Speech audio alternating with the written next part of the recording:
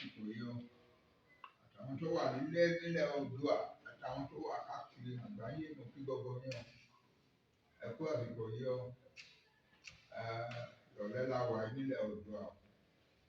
Ẹ ṣe dáadáa lẹ máa bọ̀. Gbogbo yín pátápátá àbúrú kankan níyà sílẹ̀ nìkan kan lára yín o. Gbogbo àwọn ọmọ tẹ́lẹ̀ ń tọ́jú ní ìlú òyìnbó, àwọn kéékèèké tẹ́ bí lọ́hùn tẹ́ ń tọ́lọ̀ gbogbo wọn lẹ máa kó wá sílé pẹ̀lú ìlú àtàrẹ. Because we are about to have our own country now, and you will come back and build your country and make it the envy of the world.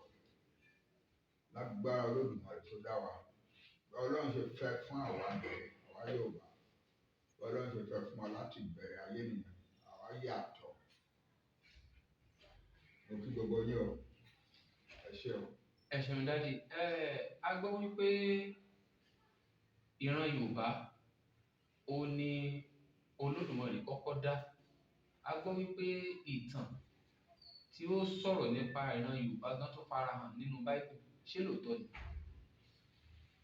Bẹ́ẹ̀ ni, ìgbà tí a wà lọ́mọdé tí à ń kọ́ ìtàn, lọ́sọ̀tàn Oòduà tó sọ̀kalẹ̀ pẹ̀lú àwọn látọ̀run wá tọ́lọ́run rán tí ó wá dá ayé tí Ọbàtálá wá mọ àwọn ọmọ ènìyàn ní pé ẹ bá ṣe wà. Bàtà ń gbọ́ ìtàn yẹn lọ́mọdé àwọn máa rò pé èèyàn kan tọ̀run ó sọ̀kalẹ̀ látọ̀run wá. But nǹkan ti wá ń yí padà báyìí nípa ìtàn yìí. Nǹkan ti yí padà gan-an. Èkíní nǹkan tó ń yí padà bẹ́ẹ̀ ni pé àwọn kan wà tó ń ṣe research. Tó ń ṣe genetic research worldwide, genome research. In some of the best universities in the world, Harvard, Oxford, and so on. Now they are reporting to us. In the past few years, they have been reporting to the world where the oldest human genes have been found among the Yoruba people of West Africa.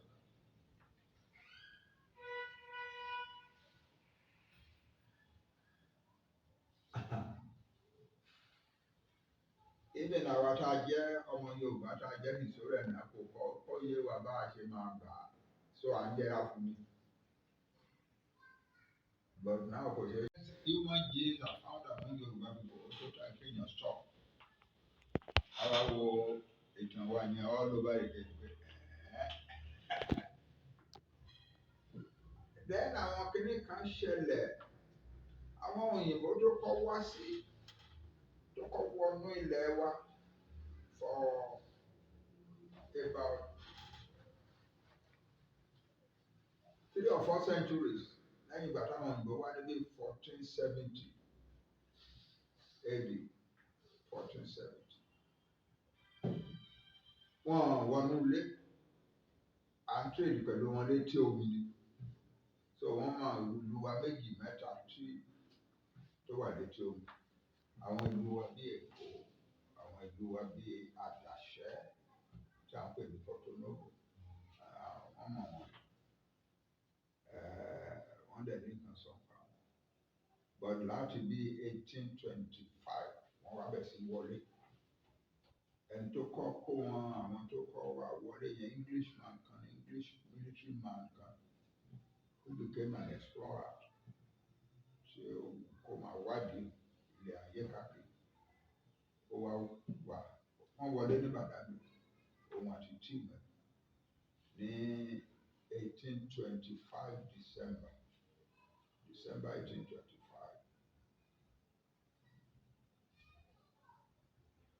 Wọ́n dẹ̀ lọ up north from Bàdàlú. Wọ́n gba ìlú àwọn Yorùbá tó wà lọ́nà títí wọ́n fi dé Ọ̀yọ́ ilé. Wọ́n rí Aláàfin. Wọ́n dẹ̀ kúrò ní ọ̀dọ̀ Aláàfin wọn kó nà. Wọ́n dé River Niger, wọ́n cross River Niger. Wọ́n dé Sokoto, wọ́n rí Sultan Bello. son of Osman Danfodio, Sultan of Sokoto. Nǹkan tán kọ nípa wa, ẹni tí ó bá kà tó bá jẹ́ ọmọ Yorùbá tán ti ń sọ fún pé àwọn òyìnbó ló mọ gbogbo nǹkan jù láyé, àwọn ló dáa jù, àwọn ló mọ sáyẹ́ǹsì, àwọn ló ṣe tó bá ti gbọ́ wọn yẹn. Tán fi kọ́ ẹ ní skul tó ìyá àti bàbá ẹ̀ náà tó rẹ́ pé àwọn náà lọ sí skul tán sọ̀rọ̀ wọn yẹn fún ẹ. Tó bá wá ka nǹkan tí ìfura bá ti sọ nípa àwa Yorùbá níbẹ̀ nínú ìwé wọn ìwà náà. Ilé yàtọ̀.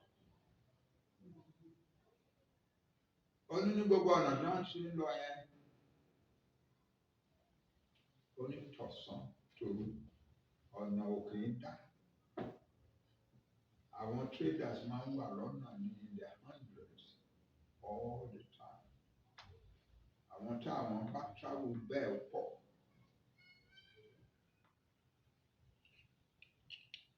Ó ní àwọn Yorùbá wọ́n respect òfin ilẹ̀ wọn púpọ̀. Only we have traveled for many days and changed carriers many times. And we have not one, the smallest pen has not been stolen from our loads. Only àwọn Yorùbá wọn lóyìnbó aláwọ̀ funfun. So tá bá dé village kan àbí tá bá dé ìlú kan, àwọn arábìnrin àwọ̀jáde gẹ́gẹ́gẹ́gẹ́ ní ọdún. Ó ní nǹkan tó wá yà wá lẹ́nu níbẹ̀ ni pé everywhere they are cleanly dressed. They are cleanly and respectably dressed. Ó ní tá bá dé ààfin àwọn ọba, ìṣètò àṣẹ máa bá wọn resplendent best. Bí lẹ́tí kan àwọn olóyún. Ó ní ìjọ kan adé palace kan, kábíyèsí bá àwọn chiefs ẹ̀ ṣèpàdé àárọ̀. Ó wá kọ sínú ìwé wọn pé this is the most solemn assembly of human beings that we have ever seen.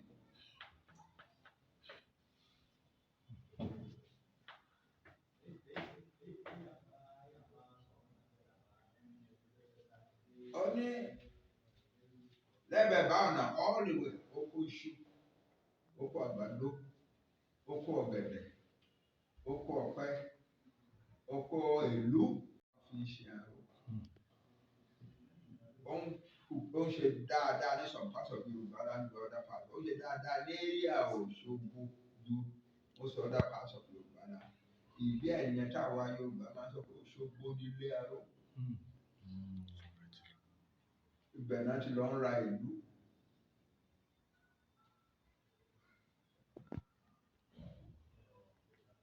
Àti òwú gbogbo ẹ̀ lẹ́bàá ọ̀nà lọ. Only and the roads are wonderful. It's all clean and level. Only, I quote, as level as a bowling green. You know, but don't you bowling green? Apparently, field bowling, don't you bowl? Only and then tẹ́ bá fẹ́ wọ ìlú, ọ̀pọ̀lọpọ̀ ọjọ́ ìlú wọn, ìlú àwọn Yorùbá. Only the entry, the approach to many of their towns is an impressive avenue of lovely trees. Only the Bàbà wọ ìlú wọn tán. Only every one of their towns is a clean habitation. And you don't anywhere. Clean habitation. And then tẹ́ bá wọlé wọn, cabins, wooden cabins, ló support them. Their doors are beautifully carved, wonderful cabins. Only these Yorubas have a genius for sculpture. A genius for sculpture. And then paintings on the walls.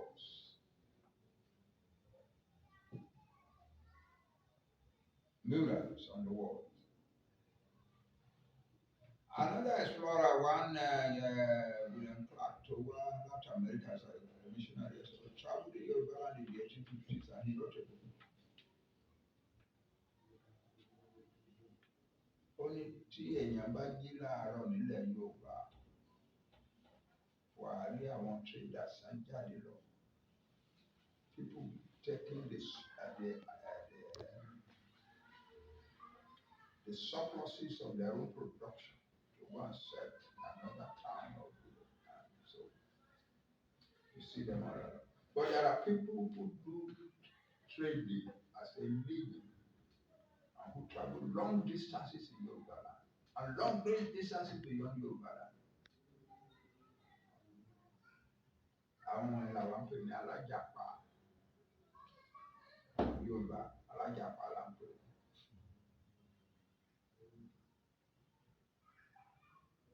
Only sometimes òun bá àwọn traders group rìn, trader at their porters and carriers. Tó lọ bí 4,000 at a time. Only tó bá wá happen wípé kíní kan ṣẹlẹ̀ tí àwọn traders wá papọ̀, àwọn caravan ń pè wọ́n. Ó ní àwọn ọmọ èèyàn wá lọ along the road, along the path for miles. Only hundreds of thousands of Yoruba people are engaged in the long distance trade. Only in every marketplace in Yoruba land, you will see the merchandise, the goods from the different corners of the world in display.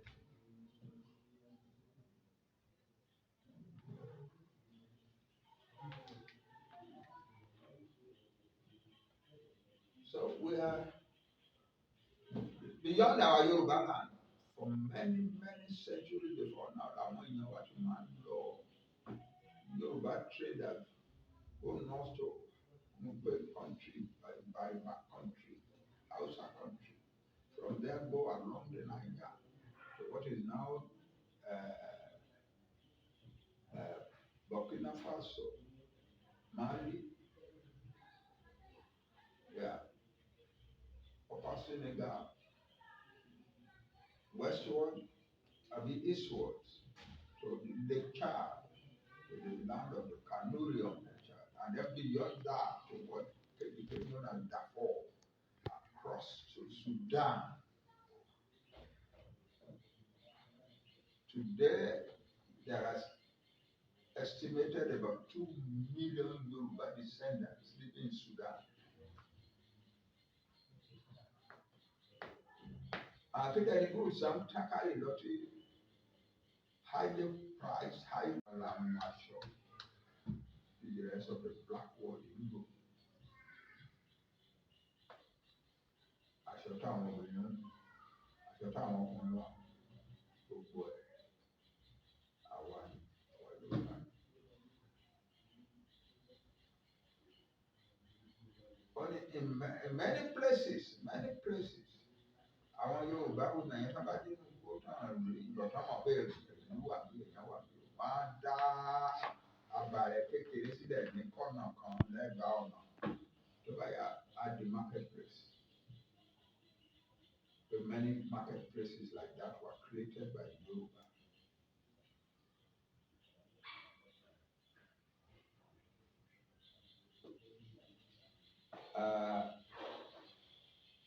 And we were the only black African people from big cities.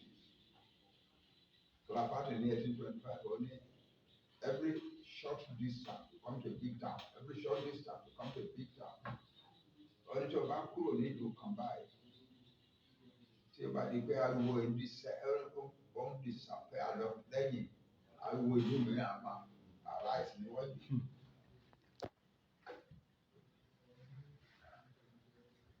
That's who we are. Ẹ ṣeun dájú. question ẹ̀ pé àwa ni àkọ́dá láàrin àwọn ọmọ ìlú. Our tradition says so. Scientists are now saying so. Genome researchers are now saying so. But the oldest human beings are found among the Yoruba. And then àwọn bàbá wa tán kọ́rí àwọn òyìnbó tó wá sílùú wọn in the 19th century, they said so too. They are not educated people, they just want to kàwé mọ́ mọ́ akẹ́kọ̀ọ́, but they're telling the white people they're káàbọ̀ káàkiri. One chief who sọ ó ní òun lè fi ibi tí bàbá ọba ìlú òyìnbó ti gbé lọ kúrò ní Ifẹ̀.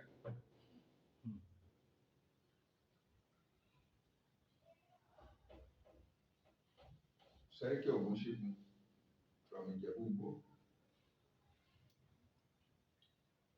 Ó lóun lè fi ibi tí ọba ìlú òyìnbó ti gbé lọ kúrò nílẹ̀ Ifẹ̀. Òun lè fi hàn òyìnbó tó wà. Gbogbo àwọn ènìyàn wa ló bìrì. The Aláàfin of the time told àwọn òyìnbó 1840s, 1850s. The Ife people are the first human beings on earth, and they are the father of all humans. They are laughing.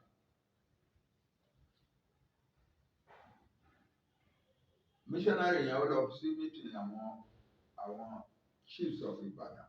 Ibadan chiefs, the most powerful group of people in Yoruba land at the time.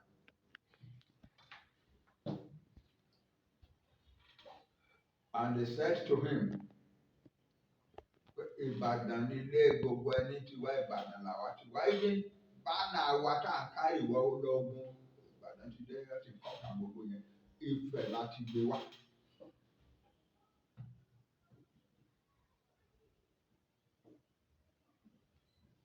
That Ifẹ̀ are the first of all humans. So we have no alternative but to repeat the information that we have. Tẹ́lẹ̀ bí mo ṣe sọ nígbà tá a wà lọ́mọdé tí wà àwọn ọmọdé tó bá ń sọ̀tàn ọdún àwọn alátòkè ọ̀jẹ̀ kẹ́ a máa rẹ́rìn ní. But now mi ò lè rẹ́rìn mọ́. Mi ò lè rẹ́rìn mọ́ because people like me who have spent all their lives learning a particular kind of science. Èmi spent all my life learning how to reconstruct the history of a non-literate people. That's a science. That's the science. Ṣé mi kọ́?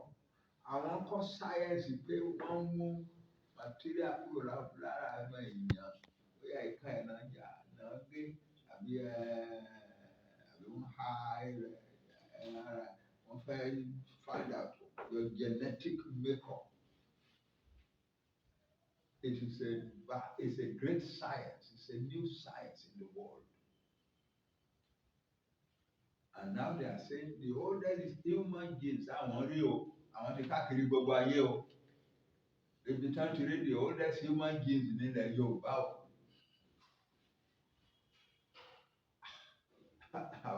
You know, that's the story. That's human genes belong to the Yoruba people. So, gbogbo ẹ̀ papọ̀. The meaning of all of that is that there is some truth in the original story pé Olúwa tó ń wá yẹn. Àwọn bàbá wa sọ pé Olódùmarè fi ọ̀rọ̀ ẹnu, ó fọ̀rọ̀ ẹnu, ó fi dá ayé.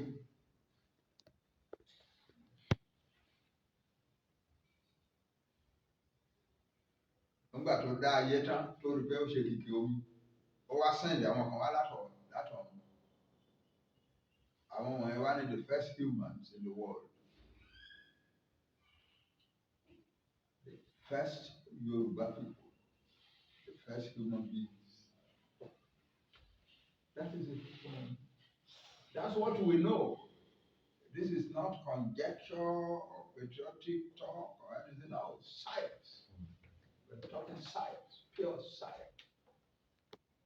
That's it.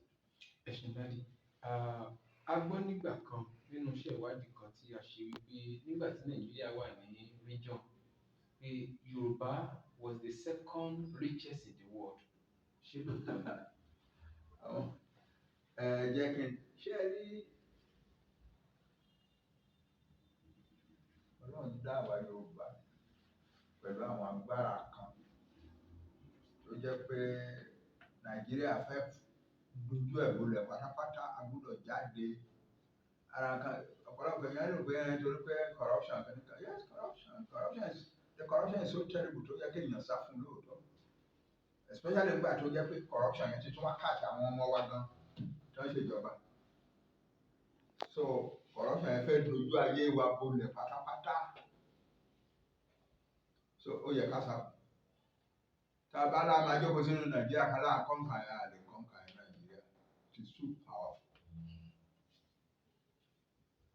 The best thing is sá fún. A máa yẹra wa fún. A máa ní kọ́ńtì tiwa lọ́tọ̀. A máa jókòó as Yorùbá ọmọ aládé. Táwa máa sọ fúnra wa wípé níbí yìí o báwọn bàbá wa ṣe ń ṣe láyé àtijọ́ ni wípé tí wọ́n bá kóra jọ sáàfin láàárọ̀ àràárọ̀ làwọn chiefs awọ ilé wọn tí wọ́n máa gbá gbádá sọ́run tí wọ́n máa lọ sí ààfin tí wọ́n máa lọ jókòó pẹ̀lú kábíyèsí in every town in Yorùbá land. Kì í ṣe ìlú kan ṣoṣo, every town. It is the same tradition. The chiefs wake up in the morning from their homes, dress up and go to the palace. And they are meeting with the palace and with the king there in the palace. Kí ni wọ́n discuss yín bẹ́ẹ̀? Ìṣòro wípé bẹ́ẹ̀ nìkan ṣe lè dolówó, bẹ́ẹ̀ a fẹ́ ṣe contract tábà lówó, àwọn akíní kan tí bàbá lágbájá fẹ́ ṣòwò kan. No, they are talking about the people. They are not talking about themselves. It's always about the people.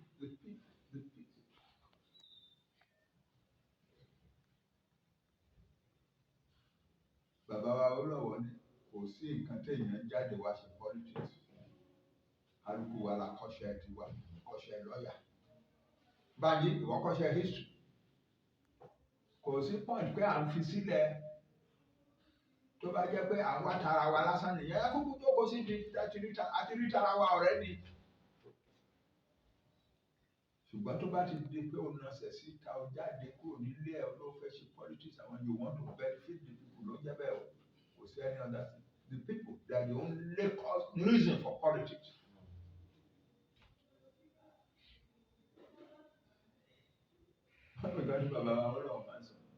The people are the only reason for government, for politics, for anything. To buy a society. Báwọn bàbá ti wá ṣe ṣe nìyẹn. It's a philosophy that is more powerful than capitalism, socialism, Marxism, anything. No, more powerful. So, àti nígbà táwọn òyìnbó ti dé, ṣe wọ́n pè wá ní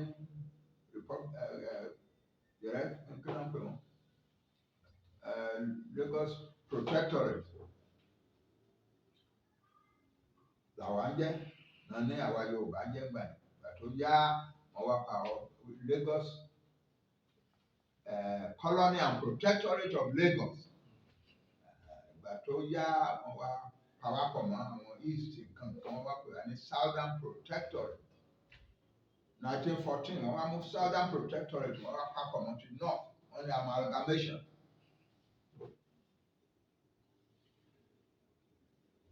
Àwọn òyìnbó tó kó wa pọ̀ níjọ́ yẹn tán ní amalgamation tán pariwo pé amalgamation ti ní country tó Nàìjíríà wọ́n mọ nǹkan tó máa fi ṣe wọ́n mọ nǹkan tó máa fi Nàìjíríà ṣe. They had no idea what to do with it. So wọ́n kàn fi kálukú sílẹ̀ sí tiẹ̀ ní. Àwọn náà sì ń ṣe tiwọn, àwa náà ṣe tiwa. That's all. Even in South, àwọn tó wà ní east of the Niger, àwọn Igbo, and so on. Àwọn náà ń ṣe tiwọn. Kálukú ṣe tiẹ̀ lọ́tọ̀ọ̀tọ̀ ni. Kò sẹ́ni kankan tó kó wa jọ pọ̀. Àwọn òyìnbó kan kó wa jọ, wọ́n fà wá pọ̀. The only reason tí wọ́n fi ṣe yẹn, tí wọ́n fi ṣe ọ̀rọ̀ amalgamation 1914 ni wípé wọ́n ti oúnjẹ tí wọ́n bù sẹ́nu ẹnu wọn lè pa ẹnu wọn ò gbà. They have created a large territory. Northern Protectorate, Southern Protectorate. Southern Protectorate tó wà Yorùbá àwa Yorùbá kò sí ọlọ́run pé ó wà nínú ẹ̀jẹ̀ wa. We will produce wealth anywhere, anytime. Yes.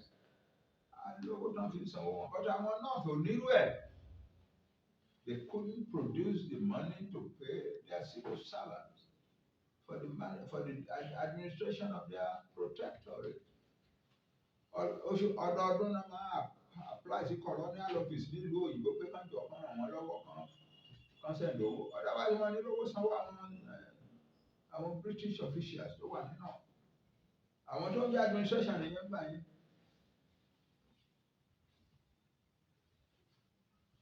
In fact, in 1906, one of their leaders sọ pé wo Northern Protectorate yìí tẹ̀ ń gbé gẹ̀gẹ̀gẹ̀ yìí tí ò bá kì í ṣe pé a bá àwọn French jà tó jẹ́ pé àfagídí gbá ilẹ̀ ń bẹ̀. Kò sí nǹkan tá a ti ń ṣe ẹ̀jẹ̀ ká kó máa lọ. We didn't go to Africa to go and build countries. We went there to go and make money. Àwa tí wọ́n máa kówó ti wá lọ sọnù síbẹ̀. We did not go to Africa to go and build countries. We went there to make money, to trade and so on. Náà ti tẹ́ ẹ̀ lọ́n pariwo pé Northern Protectorate òun ò rí nǹkan kan tó ti di ẹ̀wà. Ẹ jẹ́ ká fi sílẹ̀ kó máa lọ sí tiẹ̀. Àwọn kan ló ń sọ pé a máa jàjàjà bá àwọn French jà ṣe kò ní ká tó rí bẹ́ẹ̀ bá tó máa ní dá ká sọ̀nà. So kí la ṣe wá máa ṣe British taxpayer náà làwa máa san owó civil servants sí Northern Protectorate yìí. Of course not. So ibi tí wọ́n ti wá ronú sí pé there is this Southern Protectorate wọ́n ń lówó wọ́n ń sanwó civil servants wọn owó dẹ̀ máa ń ṣẹ́kù lọ́dọọdún there are surpluses and so on. The answer is can bring the one together.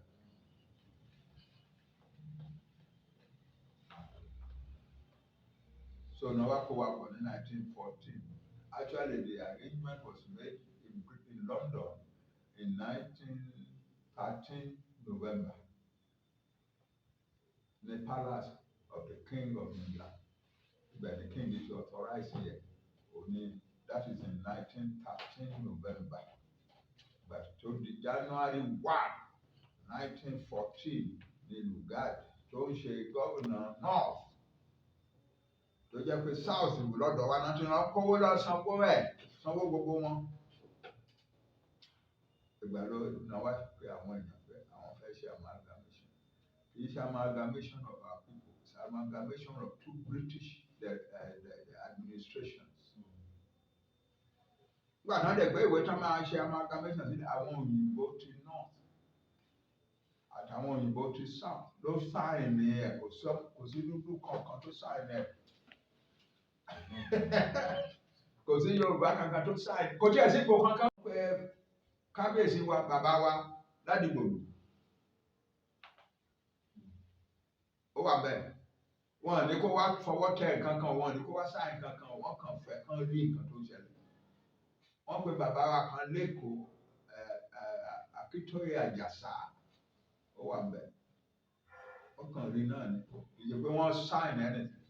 Wọ́n pe ọba something of Calabar ó wà bẹ́ẹ̀. Wọ́n pe the Sultan of Sokoto ó wà bẹ́ẹ̀. Àwọn Nàìjíríà tó wà bẹ́ẹ̀ tó bí mẹ́fà bí nìkan. Kò sí kankan lára wọn nìkan wá sáìn o. They just wanted them to come and see an important occasion. Àwọn òyìnbó Northern Protectorate àtàwọn òyìnbó Southern Protectorate ló sáìn ìwé. So it was a protectorate of two British administrations, not of Nigeria. Our like one period, like one treat our is our amalgamation. It's not our amalgamation. It's an amalgamation of the Northern British Protectorate and the Southern British Protectorate administrations.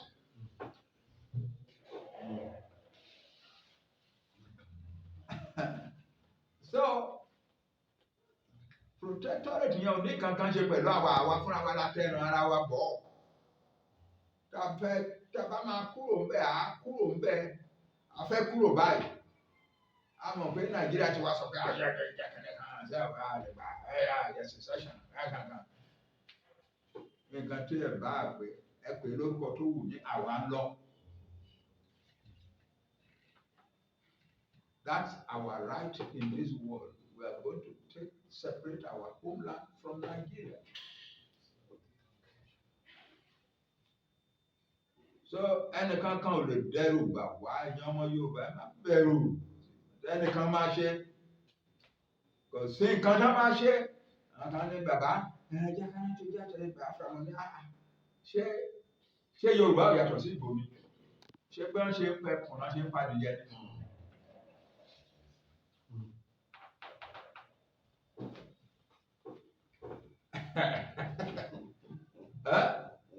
Ṣé bá ṣe ń padìyẹ la ṣe ń pẹ̀kùn? Ó yàtọ̀ sí à. We are living, happen as it may. Ẹnìkan kan ò lè dẹ́rù bà wá.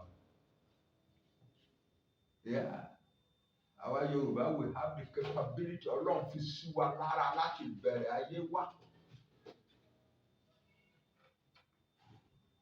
We can produce wealth. We know how to produce wealth. We produce the richest towns and cities in Africa before the white man came. We can do it. So ẹ̀rù ò bà wá ẹ̀yin ọmọ wa fẹ́ ń sákàkiri ẹ má jẹ́ kẹ́rù bá àwọn ọlọ́pàá kan mú yín ní kọ̀ọ̀rán ṣe kìnìún kan. We are going to see to that. There is no fear. We want our country. When you stand up in the crowd and you are going around and say you want to do a land, you want Yoruba nation, whatever you like to call it, you are doing entirely something that is legally right. Kò sẹ́ni tó lè dẹ́rù bà wá. Bó ṣe jẹ́ nìyẹn. So, nígbà tí ogun wa parí táwọn òyìnbó wá kó wọ́n ní wọ́n máa wá sọ Nàìjíríà di country kan. Ìgbà náà tó sọ Nàìjíríà di country kan. Amalgamation ò sọ Nàìjíríà di country kan. Nígbà tí Second World War lọ parí mọ́, Second World War 1939 to 1945, nígbà tó parí ní September 1945, làwọn òyìnbó wá ṣèpàdé wípé okay, country wa ń bọ̀ wọ́n ti ní káyé gbogbo ayé ti gbà wípé kí gbogbo àwọn country àgbọ̀dọ̀ máa fún wọn ní independence.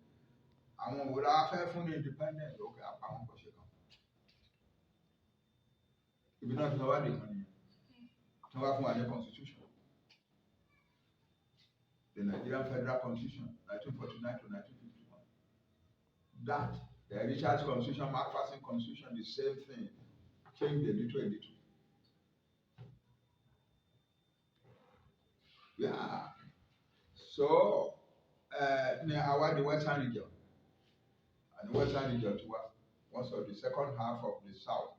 In the Eastern region, one go north, repeated, also the Northern region.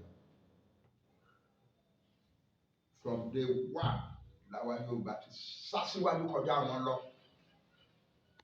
From day one.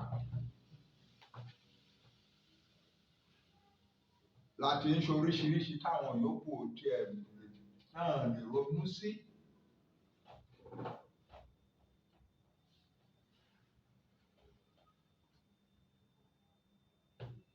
Bàbá wa wọlé, bàbá wa wọlé. À ń produce cocoa. Yeah, that's a major source of wealth. Kí ni secret ẹ jẹ́ ká ṣọ̀rẹ́ àwọn àgbẹ̀ wa? Bàbá wa dọ̀rẹ́ àwọn àgbẹ̀. Lówó. Ìgbà mìíràn ó owó tí federal government wá fẹ́ wá yá ẹgbẹ́ bá wá ní ẹ fún wọn jẹ́ kán máa lọ.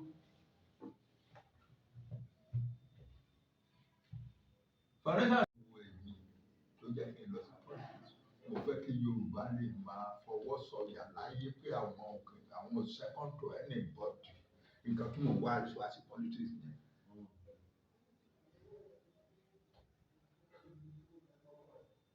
Kì í dẹ̀ ṣe new thing. Nínú culture wa, that is the Yoruba, that is the essence of Yoruba leadership.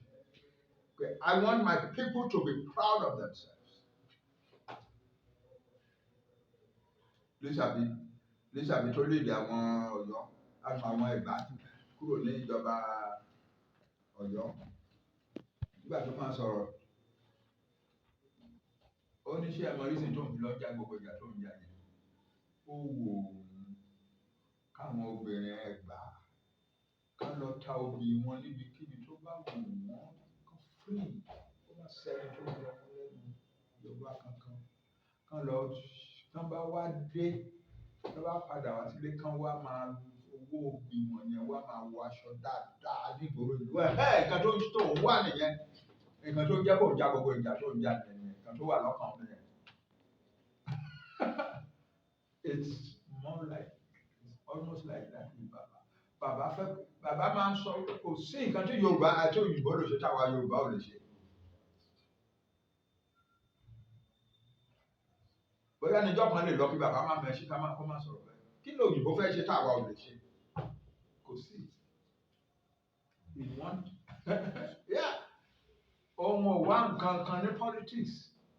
Ìjọ pé òun fẹ́ kọ́lé, òun fẹ́ dolówó, òun fẹ́ tóun bá fẹ́ dolówó òun á padà síṣẹ́ lọ́ọ̀yà òun.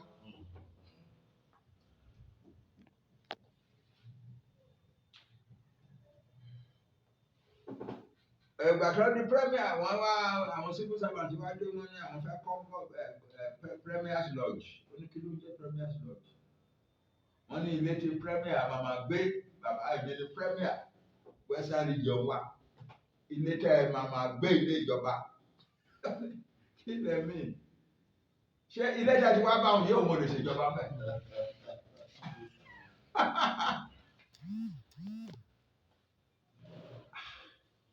Wọ́n tún lọ ọdún tó bí oṣù bí mélòó kan wọ́n tún padà wá pé ní kọ́lé tuntun kò ti bí àwọn òyìnbó kan tán ṣe àbáńdá lọ renovate dáadáa sọ. Bàbá ní kí ló ń ṣe yín gan? Òun lòun ò kúrò bí ilẹ̀ tí wàá máa bá òun tó ti máa ṣèjọba yìí. I don't need a government house. There is no need for a government house.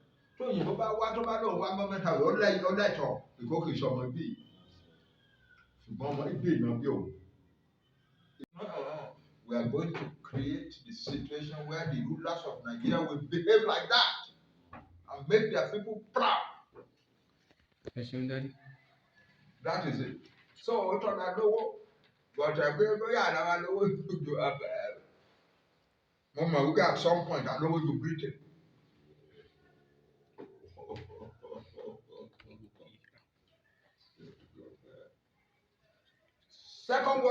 Second World War started in 1945.